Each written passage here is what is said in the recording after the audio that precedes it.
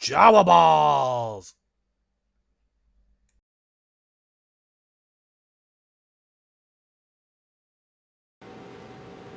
Okay, so welcome to my most recent edition of my video log. So today what I'm talking about is my Tyranids, of course, because that's my newest project. And what I have for you today is my Dimachaeron.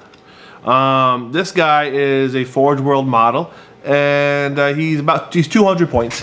And I've chosen him because he's a close combat beast, and I love my close combat. So as far as painting him, however, he is truly a beast. So I didn't bother with all the little entrails and things. He had these like tentacles that came off his hand, and there's this thing that goes up in his chest cavity here, which I didn't bother with because they, the spindly things don't transport very well. And I have a screw on his tail here, or a pin, so I can pin the tail separately because the tail comes up and around, and it just takes up a whole lot of space. So, I don't even know why. Anyway, so, I started painting him the other day, and I got the head to a pretty good level with the first two levels of bone that I use. I use Ushabti bone as the base. Well, first I sprayed him with Army Painter necrotic flesh, and then I used wash on that. I used Karaberg Crimson. Actually, I sprayed him with ball red wash first, but the airbrush took the wash out of all the recessed areas for some reason. I don't know why. I have to learn more about the airbrush to figure out how to stop that. So then I hand applied the Karaberg Crimson over everything. And if you look here, let's see if it focuses for you. The red really had an impact on the roundness, the highlight areas of the flesh, the skin. So it's probably because I did the crimson over an already red, ball red area. So I'm okay with it though. I kind of like painting with the bone colors on top of a dark base anyway, actually brown. So the red works really good for me in this regard. Plus I like the red undertone, because it kind of goes with the whole ball red, the whole ball prime invasion, Blood Angels versus Leviathan, that kind of thing. So I'm slowly painting. What I've realized is that these models, these Forge World models, are so incredibly full of detail. It's amazing the level of detail that they have. So there's so much going on with this guy that I hadn't even bothered trying to shoot a tutorial video of me actually painting this thing because it's just so immense. When I get down to the leg, I'm probably going to shoot a video of how I paint the leg. So you'll be able to see that. But for the most part, it's time consuming because there's so many ridges and fine things. And it looks like there's little bits of skin that hold together some of the areas. Actually, this guy looks undead. He looks like a zombie.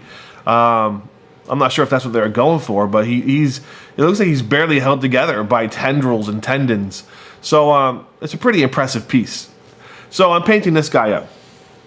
Now my list in general it's a pretty fun list because I've got all the stuff that keeps on coming, the ever-living business, the 3 squads of gargoyles, and then there's this spore mine formation where you get 3 mucilid spores in 3 groups of spore mines, and all of that is ever-living as well. So when they get destroyed, they come right back next turn on a 4+. So that's awesome, just for the fun factor and the annoyance factor when I get to play other people. Washing my brushes here as I pause for a second. So I'm looking forward to working with those and just having fun dropping those. And I mean, the list itself isn't probably very powerful. I've only got 2 Hive Tyrants versus the suggested 4. I have no Molochs and no Lictors in my list. I do have a decent kind of ground assault force with Turvigon, this guy, the Dimachaeron, and some Gene Stealers, supported by some Warriors. Really just because I wanted to play the models. I've said this before and I'll say it again.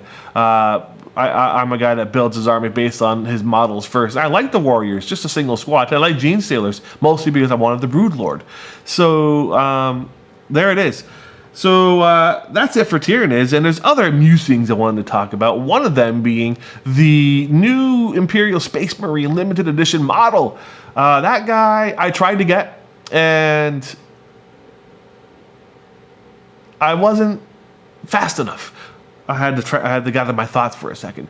When I went to buy this guy, it was later in the afternoon, and he was already sold out. He sold out. Like the email came up from GW saying that he was available, and by the time I got on there, a couple hours later, he was gone.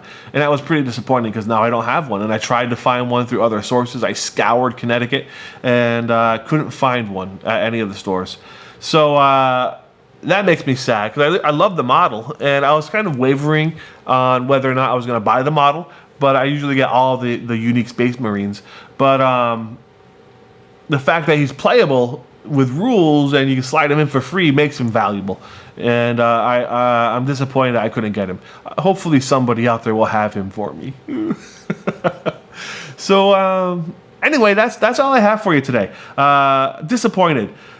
And well, there's a lot of discussion. There's like two camps, those that have and those that don't. Those that have the model are insisting upon the fact that you have to have the model to play the model. So there's no converting him. And those that don't have him, of course, me, are in favor of using conversions. Now, there's how do you feel about this? Do you think it's okay if you don't have the model to play the figure and play the rules? I know if I had the model, I would probably think that way, but think the other way as far as if you don't have the model, you can't play. It's really silly. And the biggest issue that I have with it is not the having the model or not having the model. It's the fact that the damn thing was only available for sale for like 2 hours. And now the only way to get one is paying like $180 on eBay. And I'll be damned if I'm going to pay that kind of money. So, you know, I hate to say it, but I'll just wait, and sooner or later I'll find one on eBay made by a China guy, and it's from China Forge, and I'll buy that one. Whatever, you know, it's what I'm being forced to do. So, you know, whatever. That's how it comes down to. So anyway, that's that, guys. What else do I have to talk about in my little vlog? I'm trying to get Fritz. If you guys are on Fritz's channel, Fritz and I haven't really seen much of him lately. So I'm trying to get him to play in a team tournament with me. So you need to go to his channel and you need to say, Fritz, you got to get back with Jawaballs and you got to play 40K. The fans demand it. It's time to bring back the old school. So yeah, there's a 2-man tournament. I mean, I have no delusions of us winning that tournament. Not like back in the old day. But it'll be fun just to get together and make some videos again and play. It's really been a long time since I've done anything. So it's time for me to get back to it. So anyway, if you're watching this, you've lasted this long into my ramblings, 8 minutes, go to Fritz's channel, message him, tell him to get a hold of Jawaballs. It's time to play some games. So that's all I got for you today. I don't want to keep these any longer than 8 minutes. So keep on painting. Have a good one.